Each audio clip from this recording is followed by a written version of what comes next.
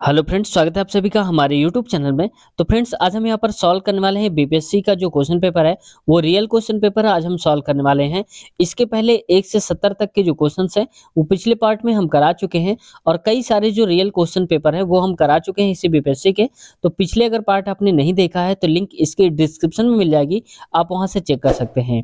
तो friends, video को शुरुआत करने से पहले मैं आपसे रिक्वेस्ट करना चाहूँगा, अगर आप चैनल पर नए हैं तो चैनल को सब्सक्राइब जरूर कर लें और बेल आइकन दबाना बिल्कुल भी मत भूलें। तो फ्रेंड्स, आइए शुरुआत करते हैं वीडियो की। तो देखो, पहला क्वेश्चन है, कह रहा है कि हुंकार हिंदी साप्ताहिक पत्रिका के प्रकाशन से कौन संबंधित है। कुल मिला के ये कह रहा है कि हुंकार एक पत्रिका थी जो कि साप्ताहिक थी, इसके प्रकाशन कौन है, इसके प्रकाशक कौन है। तो ये है फ्रेंड्स सहजानंद सरस्वती, यानी कि ऑप्शन सी राइट आंसर हो जाएगा। अगला 72 क्वेश्चन।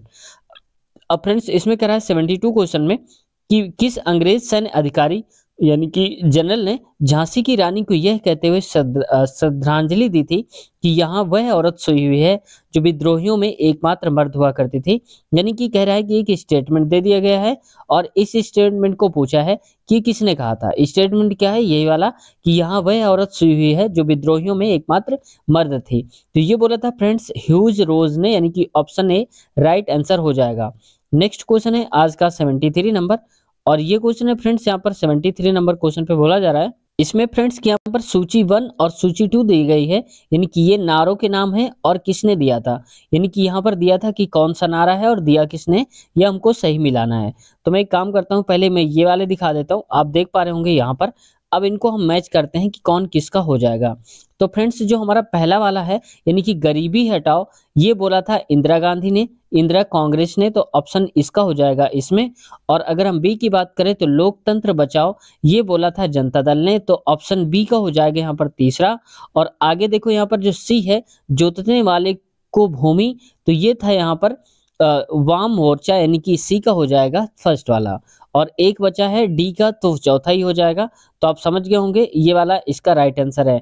अगर आप चाहें तो इसकी स्क्रीनशॉट ले सकते हैं, जो कि आपकी बहुत काम आने वाली है। उम्मीद है सब्सक्राइब कर इसको स्क्रीनशॉट ले लिया होगा, उम्मीद करते हैं। अगला क्वेश्चन की तरफ बढ़ते हैं। आज का हमारा देखो, पहले इसका ऑप्शन मैं आपको दिखा देता हूँ कि इसका जो राइट आंसर है फ्रेंड्स, वहां पर ये हो जाएगा ऑप्शन नंबर बी, यानी कि ए का 2, बी का 3, सी 1 और डी का 4, ऐसे करके। अगला क्वेश्चन देखते हैं नेक्स्ट 74 नंबर, और 74 नंबर क्वेश्चन पे आज बोला जा रहा है, कह रहा है कि निम्नलिखित में से कौन सा रूसी क्रांति तथा यूएसएसआर के प्रभाव के तहत निर्मित हुआ था। यानी कि जो यूएसएसआर का जो प्रभाव हुआ था, क्रांति हुई थी, उसके हिसाब से किसका गठन हुआ था, क्या निर्माण हुआ था। तो फ्रेंड्स, इसका राइट आंसर हो जाएगा यहाँ पर। देखो, अब कहा जा रहा है, तो इसमें से फ्रेंड्स देखो, ग्रेट ब्रिटेन साम्यवादी दल ये हो जाएगा, पूर्व के लोगों का सम्मेलन 1920, और यहाँ पर कह रहा है द कॉमेंटर्स, तो ये भी सही हो जाएगा। तो राइट आंसर फ्रेंड्स देखो, इसमें फ्रेंड्स ए वाले में डाउट है, आप एक बार चेक कर लेना कि ये वाला होगा या फिर नहीं होगा। आपके हिसाब से क्या हो सकता है, आप कमेंट सेक्शन में बताएंगे। तो यहाँ पर राइट आंसर इसका हो जाएगा फ्रेंड्स एक से अधिक, यानी कि ऑप्शन डी राइट आंसर हो जाएगा। अगला कह रहा है, किसने कहा अपनी राष्ट्रीय पहचान की उपेक्षा भारत की समस्याओं का मूलभूत कारण है। ये किसने बोला था, यहाँ पर इसका स्टेटमेंट है, तो ये है दीनदयाल उपाध्याय, यानी कि ऑप्शन ए हमारा राइट आंसर हो जाएगा। नेक्स्ट क्वेश्चन पे आते हैं फ्रेंड्स 76 नंबर पे। इसको मैं थोड़ा सा छोटा करता हूँ और पढ़ते हैं इस क्वेश्चन को। अब कह रहा है कि निम्नलिखित में से असहयोग आंदोलन में भाग लेने वाले खेतिहरों की प्रमुख मांगे क्या थी। यानी कि जो वहां पर आंदोलन किया था, असहयोग आंदोलन हुआ था, उनकी मांगे क्या थी। जो खेतिहर लोग थे, वहां पर किसान लोग थे, उनकी मांगे थी। तो उनकी मांगे फ्रेंड्स यहाँ पर ये थी, कह रहे थे बेगार का उन्मूलन होना चाहिए, और इसके साथ साथ ये होना चाहिए कि वन क्षेत्रों में अपने पशुओं को चराने, ईंधन की लकड़ी तथा फल इकट्ठा करने हेतु खेतिहरों का प्रवेश खोलना चाहिए। यानी कि जो खेती किसानी करने वाले लोग हैं, उनके लिए इतना अधिकार तो हो कि वो पशुओं को अपने चरा सके, वहां पर जो जमीन पड़ी हुई है, ठीक है, और वहां पर जो फल लकड़ी है उनको इकट्ठा कर सके। तो ऑप्शन बी और सी सही हो जाएगा, यानी कि एक से ज्यादा सही है। जब एक से ज्यादा हमारे सही हो जाते हैं तो ऑप्शन डी लगाते हैं, तो उपर्युक्त में से एक से अधिक राइट आंसर है। अगला है 77 नंबर है। 77 नंबर क्वेश्चन पे कह रहा है, मॉन्टेस्क्यू ने सरकार के अंतर्गत विधायिका, कार्यपालिका और न्यायपालिका के मध्य शक्तियों का विभाजन निम्न में से अपनी पुस्तक किस पुस्तक में प्रस्तावित करा था। यानी कि कह रहा है कि जो विधायिका है, कार्यपालिका और न्यायपालिका के मध्य जो शक्तियों का विभाजन करा गया था वो कौन सी पुस्तक में लिखा गया है? तो फ्रेंड्स ये यहाँ पर the spirit of the laws यानी कि ऑप्शन ए राइट आंसर है। 78 नंबर पे आते हैं। 78 नंबर है कि निम्नलिखित में से ब्रिटिश शासन के दौरान भारतवर्ष के अंतर्गत निर्वनीकरण का कौन सा मुख्य कारण था? यानी कि जो निर्वनीकरण हुआ था उसका मेन रीजन क्या था, मुख्य कारण क्या था, ये बताना है। तो ये था कि रेलवे के मार्गों पर तख्तों स्लीपर की मांग को पूरा करना तथा शाही नौसेना के लिए इमारती लकड़ी की आपूर्ति करना। तो यानी कि इमारती लकड़ी भी मिलनी चाहिए और रेलवे की जो रास्ता होता है उन पर स्लीपर को भी पूरा करा जाए, यानी कि ये सही बात हो रही है। और बी में क्या कह रहा है? कह रहा है कि नियोजित वनों की मांग को पूरा करना तथा चाय एवं कॉफी का वृक्षारोपण करना। तो ये बात भी सही है क्योंकि ये भी मांग यहाँ पर रखी गई थी। अगला क्या कह रहा है? विस्तारित खेती की मांग को पूरा करने के लिए भूमि को उन्नत करना, यानी कि और हम विस्तार कर सकें खेती का, इस वजह से उसको उपजाऊ बना सके, उसको उन्नति कर सके, इसकी मांग करी गई थी। तो यहाँ पर देखो ए, बी और सी तीनों सही हैं। जब एक से ज्यादा सही हो जाते हैं तो हम कहते हैं ऑप्शन नंबर डी यानी कि उपरयुक्त में से एक से अधिक है। 79 पे आते हैं।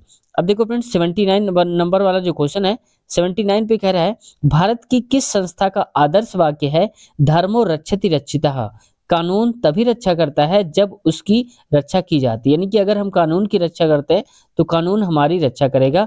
लेकिन ये जो स्टेटमेंट है आदर्श वाक्य जो है ये कहाँ से लिया गया है? तो फ्रेंड्स ये जो लिया गया है ये अनुसंधान एवं विश्लेषण wing, option A right answer हो जाएगा। अगला क्वेश्चन कह रहा है आज का 80 नंबर 80 पे कह रहा है कि निम्नलिखित आंदोलनों में से किसका सरदार वल्लभ भाई पटेल द्वारा नेतृत्व किया गया और वह सफल रहा? यानी कि सरदार वल्लभ भाई पटेल ने एक नेतृत्व करा था आंदोलन का, वो कौन सा आंदोलन था और वो सफल भी हुआ है? तो ये था फ्रेंड्स बारदौली सत्याग्रह जो कि गुजरात में हुआ था। तो ऑप्शन सी राइट हो जाएगा। इसीलिए इनका नाम पड़ गया था सरदार वल्लभ भाई पटेल। तो वल्लभ भाई पटेल के नाम से पहले सरदार कब आया था? बारदौली में, क्योंकि बारदौली की महिलाओं ने ही ये नाम दिया था इनको, तभी इनको हम इस नाम से जानते हैं। अगला आज का आते हैं 81 नंबर पे और 81 नंबर क्वेश्चन पे कह रहा है, इसको थोड़ा छोटा करके दिखाता हूं आपको ऐसे। अब कह रहा है 81 नंबर पे भारत और 1929 में प्रारंभ हुई महामंदी के संदर्भ में निम्न में से कौन सा कथन सही है? यानी कि जब 1929 में ये मंदी प्रारंभ हुई थी तो इसमें से स्टेटमेंट कौन सा सही है उसके बारे में जो बताना है। तो फ्रेंड्स यहाँ पर देखो मंदी ने भारतीय व्यापार को प्रतिकूल रूप से प्रभावित करा, तो बहुत ज्यादा प्रभावित कर दिया था, ये भी सही बात है। और मंदी ने भारतीय खेतिहरों, किसानों, आयात एवं निर्यात को प्रतिकूलता से प्रभावित करा, तो ये भी सही बात है क्योंकि यहाँ पर किसान जो थे, खेतिहर थे, वो भी प्रभावित हो गए थे। किससे? ये जो यहाँ पर आया था। अगला आते हैं तीसरे में आते हैं। कह रहा है कि मंदी का भारत पर प्रभाव संकेत करता है कि 20वीं सदी के प्रारंभ में, अब देखो 1929 मतलब क्या है कि 20वीं सदी प्रारंभ ही हो रही है, विश्व अर्थव्यवस्था से कैसे एकीकृत हो गई थी। तो ए, बी और ये सी भी सही है, तो तीनों सही है। हमने बताया जब एक से ज्यादा सही होते हैं तो हम ऑप्शन नंबर डी को करेक्ट करते हैं, यानी कि ऑप्शन डी राइट है। अगला क्वेश्चन में आते हैं। नेक्स्ट क्वेश्चन पे कह रहा है 82 नंबर पे कह रहा है कि सामाजिक तथा शैक्षणिक रूप से पिछड़े वर्गों के लिए आरक्षण हेतु भारत सरकार के 13 अगस्त 1990 के आदेश की वैधता निम्न में से किस वर्ष निर्मित हुई थी? यानी कि जब बताया गया था यहाँ का 13 अगस्त 1990 में ये बताया गया था पिछड़े वर्ग का जो आरक्षण है उसके बारे में। तो इसका राइट आंसर क्या हो जाएगा? तो फ्रेंड्स यहाँ पर है 1992 में, यानी कि ऑप्शन बी राइट है। ये इंपॉर्टेंट क्वेश्चन में आता है, इसको आप एक बार जरूर ध्यान दीजिएगा। अगला है आज का 83 नंबर। 83 नंबर क्वेश्चन पे कह रहा है कि एंगस मेडिसन की पुस्तक, देखो एंगस मेडिसन जो है उन्होंने एक पुस्तक लिखी थी, कौन सी? The world economy historical statistics के अनुसार प्राचीन काल में भारत का विश्व जीडीपी की पीपीपी में कितने प्रतिशत का अंशदान था? तो ये कितने प्रतिशत का अंशदान था फ्रेंड्स? तो ये है इसका राइट आंसर 32%, यानी कि ऑप्शन ए राइट आंसर हो जाएगा। अगला क्वेश्चन पे आते हैं। नेक्स्ट है 84 पे है फ्रेंड्स। यहाँ पर हमें मैच करना है सूची 1 और सूची 2 को। देखो यहाँ पर ये दिए गए हैं और ये दिए गए हैं। इसमें क्या है? भारत में नारी कल्याण हेतु अधिनियम के नाम दिए गए हैं और यहाँ पर कौन सा अधिनियम किस वर्ष, यानी कि वर्ष का नाम दिया है और इधर अधिनियम दिया है। आइए इनको मैच करते हैं, किसका क्या आंसर होगा। अब देखो यहाँ पर जो विशेष विवाह अधिनियम की बात करी जा रही है तो ये था फ्रेंड्स, यानी कि 1954 में आया था, तो ऑप्शन पहले का हो जाएगा हमारा दूसरा नंबर। और देखो दहेज निषेध अधिनियम यानी कि जो बी नंबर है उसका है 1961 में। तो दहेज विशेष निषेध अधिनियम आया था 1961 में। और समान पारिश्रमिक जो अधिनियम है वो आया था फ्रेंड्स यहाँ पर 1976, यानी कि सी वाले का हो जाएगा हमारा तीसरा। और एक बचता है नारी अशिष्ट प्रतिनिधित्व, यानी कि डी वाला हो जाएगा हमारा तीसरा राइट आंसर हो जाएगा। अब आप चाहें तो इसका स्क्रीनशॉट भी ले सकते हैं, मैं थोड़ा रुक जाता हूं। अब देखो उम्मीद है आपने स्क्रीनशॉट ले लिया होगा। अब आगे बढ़ते हैं। इसका नेक्स्ट क्वेश्चन है फ्रेंड्स यहाँ पर। अब देखो, अब जो ऐसे करके मैच करके तो हमने बता दिया, लेकिन इसका जो राइट आंसर आएगा पेपर में कुल मिला के ये पैसे ऐसे होगा ऑप्शंस, तो उसको राइट कैसे करोगे? तो फ्रेंड्स इसका जो राइट आंसर हो जाएगा हमारा वो हो जाएगा ए नंबर राइट हो जाएगा, क्योंकि ए का 2 हो जाएगा, बी का चौथा नंबर, सी का 1 और डी का तीसरा नंबर। अगला क्वेश्चन पे आते हैं। नेक्स्ट हमारा 85 पे फ्रेंड्स देखो यहाँ पर कह रहा है कि निम्नलिखित में से कौन सा बुनियादी मूल्य सभी नेताओं द्वारा भारत के संविधान पर विचार विमर्श हेतु संविधान निर्मात्री सभा के लिए के मिलने से बहुत पहले ही स्वीकार कर लिया गया था? यानी कि कौन सा संविधान का जो है संविधान पर विचार विमर्श करने पर क्या था कि उसके पहले ही उसको स्वीकार कर लिया गया था। तो ये कौन सा है जो चीज स्वीकार कर ली गई थी वहां पर? तो ये था फ्रेंड्स यहाँ पर सार्वभौमिक वयस्क मताधिकार यानी कि ऑप्शन ए, और स्वतंत्रता और समानता का अधिकार ऑप्शन बी, और अल्पसंख्यकों के अधिकारों का संरक्षण हो ये भी बात हो रही थी तो ऑप्शन सी, यानी कि ए बी सी तीनों सही हैं। तो हम कहेंगे यहाँ पर ऑप्शन नंबर हमारा राइट हो जाएगा डी, ऊपर्युक्त में से एक से अधिक सही है। अगला क्वेश्चन नेक्स्ट फ्रेंड्स आज का आते हैं 86 नंबर। और 86 नंबर क्वेश्चन पे कह रहा है कि पुस्तक the beautiful tree indigenous Indian education in the 16th century ने किसने लिखी थी? यानी कि एक पुस्तक का नाम दे रखा है और इस पुस्तक के लेखक कौन है? तो फ्रेंड्स यहाँ पर इस पुस्तक के जो लेखक हैं ये हैं धर्मपाल, यानी कि ऑप्शन ए राइट आंसर हमारा हो जाएगा। अगला है 87 नंबर। अब देखो फ्रेंड्स 87 नंबर क्वेश्चन पे कह रहा है कि भारतवर्ष के संविधान की प्रस्तावना में बंधुत्व निम्न में से किससे मुख्यतः किसे आश्वासित करता है? कुल मिला के ये कह रहा है कि हमारा जो संविधान है उसकी प्रस्तावना में एक वर्ड आया है बंधुत्व।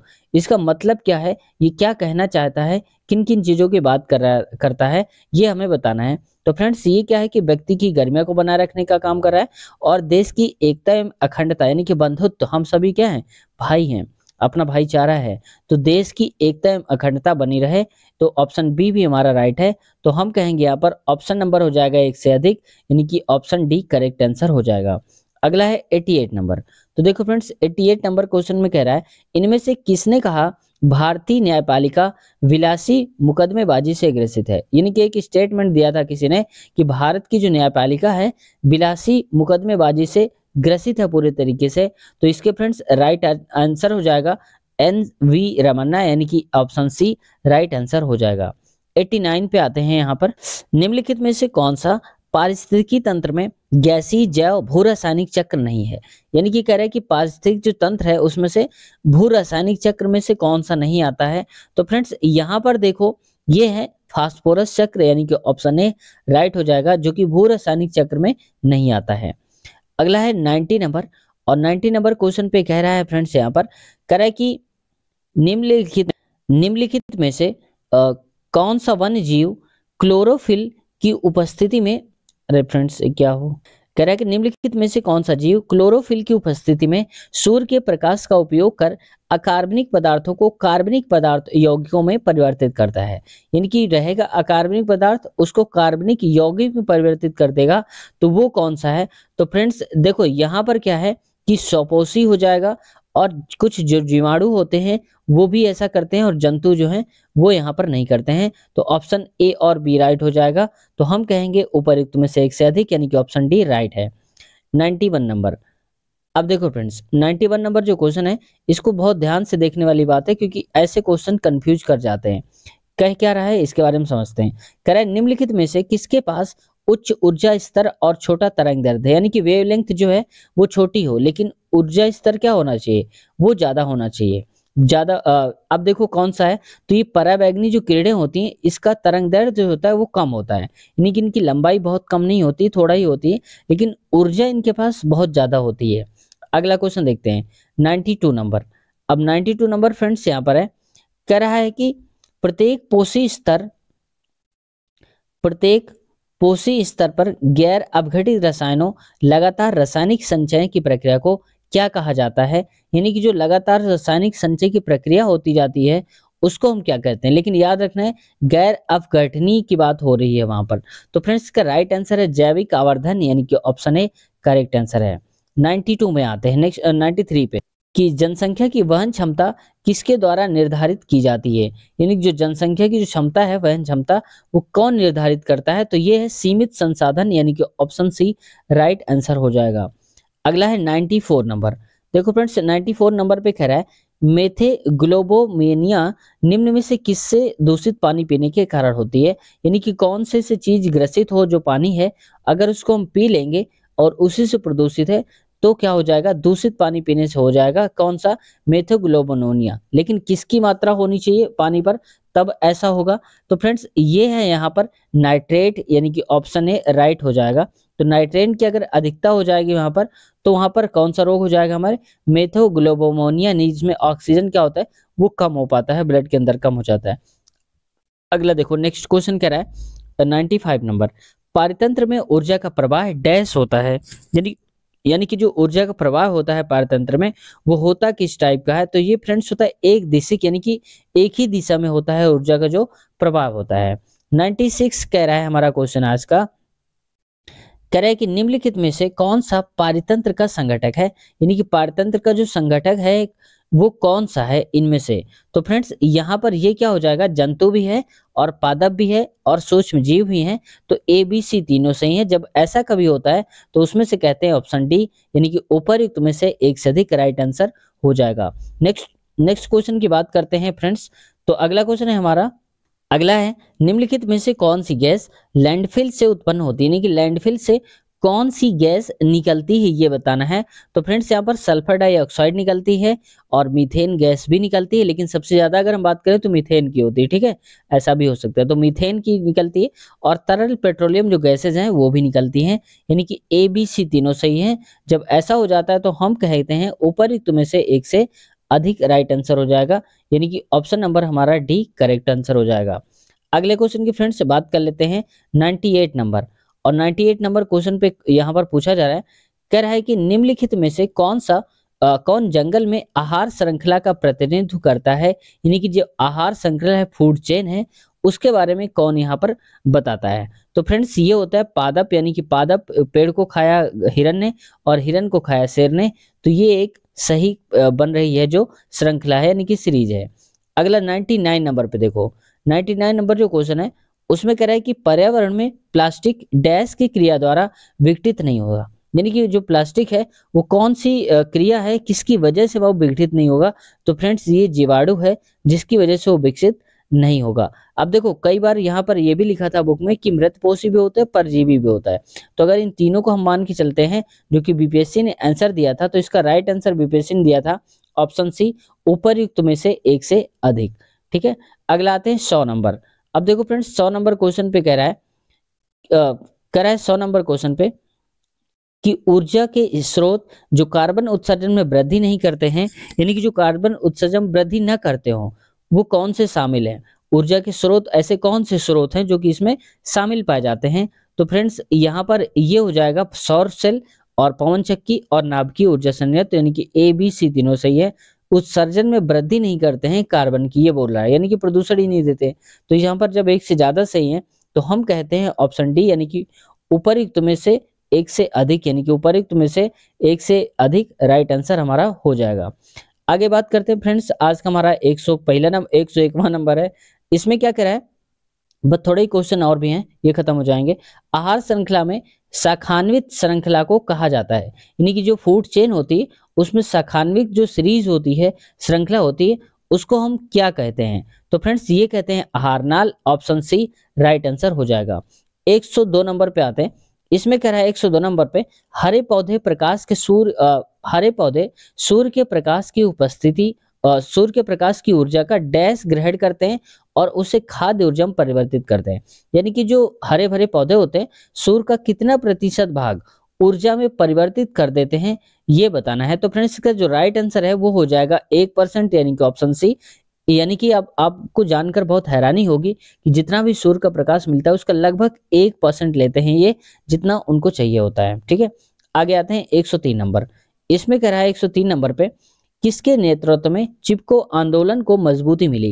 यानी कि जो चिपको आंदोलन था इसके नेतृत्व किसने करा था, इसके जो हेड थे वो कौन थे?